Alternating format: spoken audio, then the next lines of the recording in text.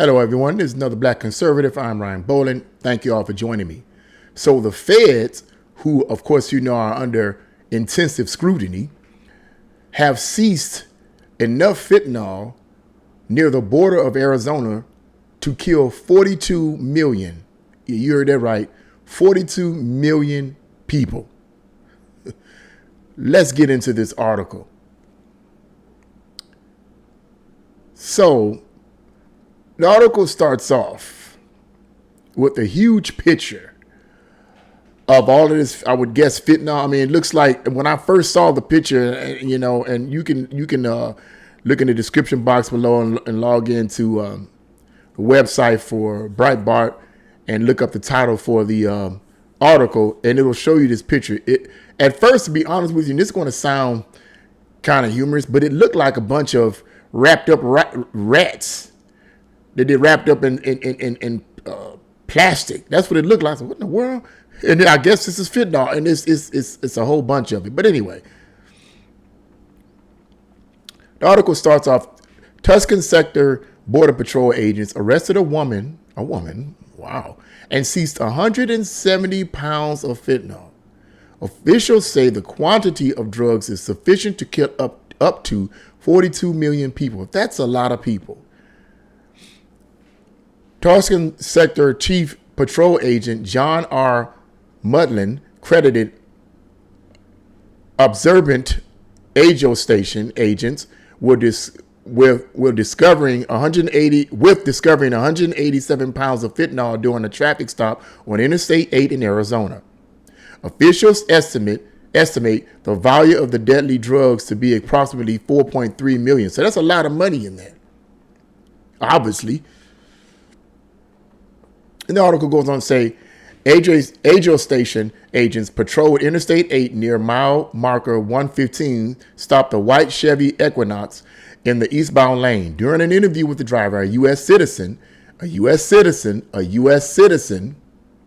agents observed several duffel bags in the rear cargo area, according to information obtained from Tuscan sector officials.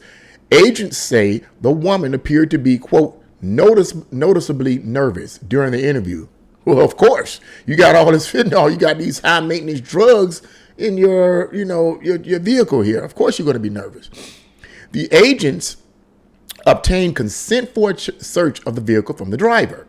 During the search, agents opened the bags and found they contained 340 packages wrapped in black tape and cellophane, whatever that, you know. I don't know if I'm pronouncing. I'm not good pronouncing these words. Please forgive me. Cellophane, CELLOPHANE.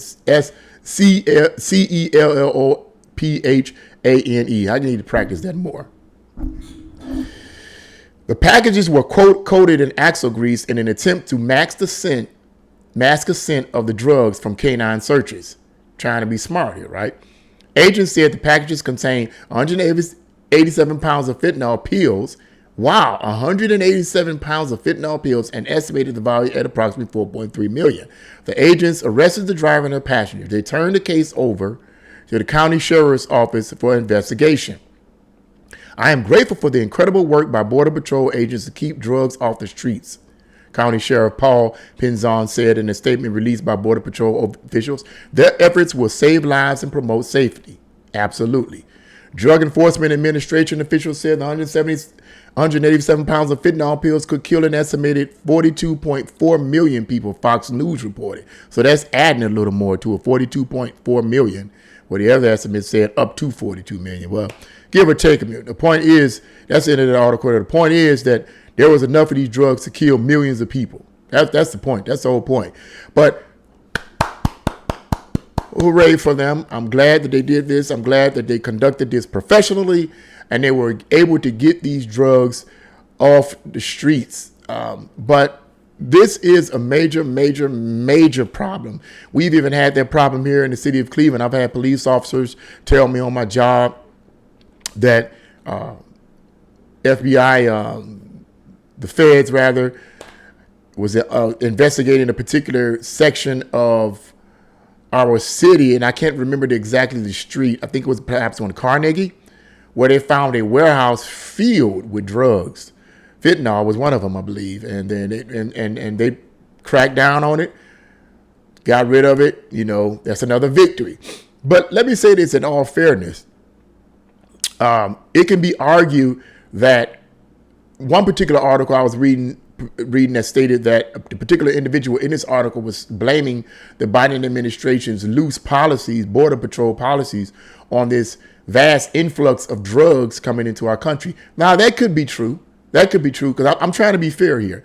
Reason why I say that is because this has happened under Republican administrations as well as Democratic administrations, which shows me that all Republicans are not what they say to be. Just because you're a Republican don't mean I'm going to support you. If you're a part of the establishment, if you're a part of trying to destroy the country, and then giving me giving the people, the conservatives, bones. We want to lower taxes. Let me give you a bone. You know what I mean? We want to, lower taxes and give you more and give more jobs. Let me give you a bone. In the meantime, conservatives are rah about this. And in the meantime, these so-called Republicans have loose border laws that allow this kind of stuff to happen. They talk the talk, but they don't walk the walk. So suffice it to say, in all fairness, this has happened under Republican administrations as well, where there's been loose border policies. But the point is that they're getting on it, and I'm glad that they're doing this. And they need to do this. They need to do this because this drug is extremely powerful. I believe that is really hurting a lot of people. I mean, if it's not killing them, it's affecting them psychologically.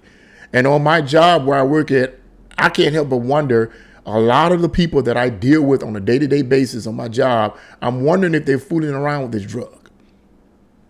This drug is highly potent, highly dangerous, and it needs to be stopped. It needs to be stopped.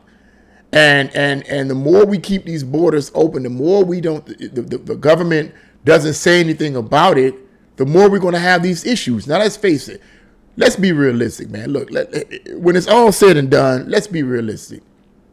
When Donald Trump was in office, this was one of his major efforts to try to build a wall to prevent this kind of stuff, or at least decrease the intensity of this kind of activity from taking place. Of course, he wouldn't have been able to completely stop it, because trust and believe that the cartels and so forth, and the drug dealers and the cartels, they're going to find a way, no matter what kind of wall you build. They're going to find a way to sell their product. That's too much money. That's hundreds of millions, sometimes billions of dollars in revenue and money. They're going to find a way to get their drugs over there, even if they have to pay off some of these border patrol officers. Okay, they're going to find a way. But at least what I understand was that former President Trump was trying to curb this effort. He was trying to decrease it, and it's better to decrease these type of influx of drugs, high maintenance, high level, high potent drugs from coming into our country, rather than just say, "Well, no big deal. It's no big deal. Just open borders, no big deal." I cannot. Oh Lord, help me, Jesus. I want to say things that I know I shouldn't say on YouTube, especially as a man of God. But I cannot stand lying politicians. I can't stand it, whether they're Republican, Democrat, Independent, Progressive, Communist, Socialist. I cannot stand it. I cannot stand a lying leader, especially when they're in politics. You sit up and you throw all this rhetoric out to the public. We eat it up and vote for these fools. They get in office and don't do anything but destroy the country. It's high time Americans bind together and say, we need to stop this, man. We need to put people in office that really care for the country. That's why this populist zeitgeist is growing, because more and more people in America are discovering that regardless of the political affiliation of these politicians, whether they be Republican or Democrat, if they are a part of the establishment, and if they're paid for and their campaigns is paid for by the interest groups, special interest groups, and corporations that control and manipulate these politicians, they're a part of the system. And once they get in, they're going to push the policies of the special interest groups, not what you and I want. So people are more or less now paying more attention to the popular people out, the populist candidates.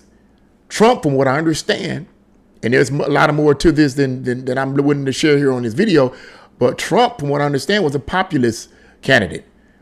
He wasn't a politician. He knew some politics, but we all know he wasn't a politician. But it seemed to indicate that he actually cared for America and cared for the people in America and cared for the ideas and principles and traditions of America. But you have a lot of people that don't care for America, and they don't care about closing the border walls. They don't care about illegal immigration. They don't care about that. Flood it. Let them come on in, because we can put them in sanctuary cities. And then when it comes time to vote, we got them. Because more than likely they're going to cast their votes for us, when you know good and well that these people are here illegally and have no business voting for anybody. You know it. Everybody knows it. Everybody knows it. Come on, man. It's pretty simple. It's pretty simplistic the way I see it. It's pretty simplistic. It's not brain surgery. And I believe that most Americans are beginning to see this, and they're beginning to fight back with their votes. They're beginning to fight back with their words. And they're saying enough is enough. These drugs are killing us, man. Enough is enough. So once again, a hand of applause for the feds here for doing this, keeping these drugs off the streets and saving millions of lives.